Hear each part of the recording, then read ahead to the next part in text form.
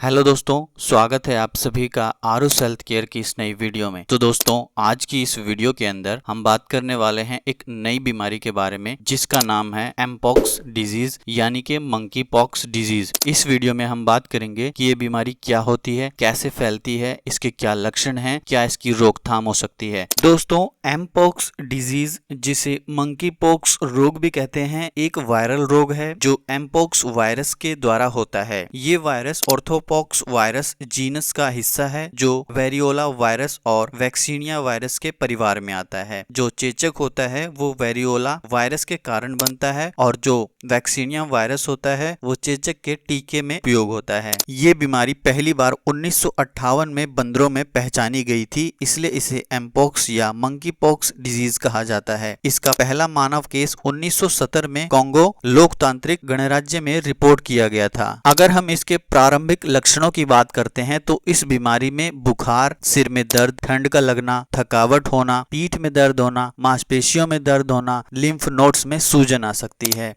Rash भी इस condition में हो सकते हैं। कुछ दिनों के बाद शरीर पर एक दाने यानी कि रैश विकसित हो जाते हैं जो आमतौर पर चेहरे से शुरू होते हैं और फिर शरीर के बाकी हिस्सों में फैल जाते हैं। दाने विभिन्न स्टेजेस से होकर गुजरते हैं, जैसे मैक्यूल्स जो कि फ्लैट स्पॉट्स होते हैं, पॉप्यूल्स जो कि उठे हुए स्पॉट्स होते हैं, वेसिकल्स जो कि फफोले होते हैं फ्लूइड से भरे हुए, उसके बाद है ओस्ट्यूल्स जो कि पुंज भरे फफोले होते हैं और आखिर में क्रस्टस जो गिर जाते हैं। दोस्तों, बात करते हैं इसके ट्रांसमिशन की। तो ये पशु से मानव तक कैसे फैलता है। देखिए, संक्रमित जानवरों जैसे कि प्राइमेट्स चूहे के खून, शारीरिक तरल पदार्थ या घावों के संपर्क में आने से ये फैलता है। मानव से मानव संक्रमित व्यक्तियों के साथ लंबा और करीबी संपर्क, विशेष रूप से श्वसन कणों के माध्यम से ये फैलता है। घावों या शारीरिक तरल पदार्थों के संपर्क में आने से भी ये फैलता है। संक्रमित व्यक्ति के कपड़े या बिस्तर के संपर्क में आने से भी फैलता है। दोस्तों, बात करते हैं इसके डायग्नोसिस की। तो क्लिनिकल इवैल्यूएशन के आधार पर इसका डायग्नोसिस भी होता है, जैसे कि लक्षणों और संपर्क के इतिहास के आधार पर इसकी पहचान की जा सकती है। इसके अलावा प्रयोगशाला परीक्षण से भी इसकी पहचान हो सकती है। पॉलीमरेज चेन रिएक्शन यानी कि पीसीआर टेस्ट से एमपॉक्स के डीएनए की पहचान हो सकती है। सेरोलॉजिकल टेस्ट से एंटीबॉडी या एंटीजन की पहचान हो सकती है। उपचार और प्रबंधन की बात करें तो इस बीमारी के लिए कोई विशेष उपचार नहीं है, लेकिन इसके लक्षणों को कम करने और परेशानियों से बचने के लिए प्रबंधन किया जाता है। सहायक देखभाल की बात करते हैं तो इसके अंदर आराम, हाइड्रेशन, बुखार और दर्द के लिए दवाएं दी जा सकती हैं। संक्रमण को फैलने से रोकने के लिए आइसोलेशन किया जाता है। एंटीवायरल दवाएं, गंभीर मामलों में एंटीवायरल दवाइयां जैसे टैकोवेरिमेट जो स्मॉल पॉक्स और अन्य ऑर्थोपॉक्स वायरस के खिलाफ दी जाती हैं। दोस्तों, बात करते हैं इसके टीकाकरण की। तो स्मॉल पॉक्स के टीके जैसे ACAM2000 और JYNNEOS एमपॉक्स के खिलाफ इफेक्टिव होते हैं। अगर इसके रोकथाम की बात करते हैं तो संपर्क से कैसे बचना है। उन जानवरों के संपर्क से बचना है जो वायरस को ले सकते हैं। लक्षण दिख रहे व्यक्तियों के साथ करीबी संपर्क से बचना चाहिए। व्यक्तिगत स्वच्छता, नियमित रूप से हाथ धोना, संक्रमित व्यक्तियों की देखभाल करते समय व्यक्तिगत सुरक्षा उपकरण का उपयोग करना जैसे PPE किट, टीकाकरण, उच्च जोखिम वाले व्यक्तियों या प्रकोप के दौरान टीकाकरण पर विचार करना। अगर हम इसकी वर्तमान स्थिति की बात करते हैं तो हाल ही के अपडेट के अनुसार एमपॉक्स विभिन्न हिस्सों में चिंता का विषय बना हुआ है। हालिया प्रकोप ने इसे गैर स्थानिक क्षेत्रों में फैलने की क्षमता को उजागर किया है। निगरानी, शोध और सार्वजनिक स्वास्थ्य हस्तक्षेप रोग के प्रभाव को प्रबंधित करने और कम करने के लिए जारी हैं। एमपॉक्स एक गंभीर लेकिन प्रबंधनीय रोग है जो उचित चिकित्सा देखभाल और रोकथाम के उपायों के साथ नियंत्रित किया जा सकता है। वर्तमान प्रकोपों के बारे में सूचित रहना, अच्छी स्वच्छता का पालन करना और सार्वजनिक स्वास्थ्य सलाह का पालन करना इसके फैलाव को नियंत्रित करने में महत्वपूर्ण है। तो दोस्तों, ये थी जानकारी एमपॉक्स यानी कि मंकी पॉक्स वायरस के बारे में। अगर ये वीडियो आपको इन्फॉर्मेटिव लगा हो तो प्लीज वीडियो को लाइक करके आप हमारे इस चैनल को सब्सक्राइब करें। मिलते हैं आपसे एक नई वीडियो में एक नए टॉपिक के साथ।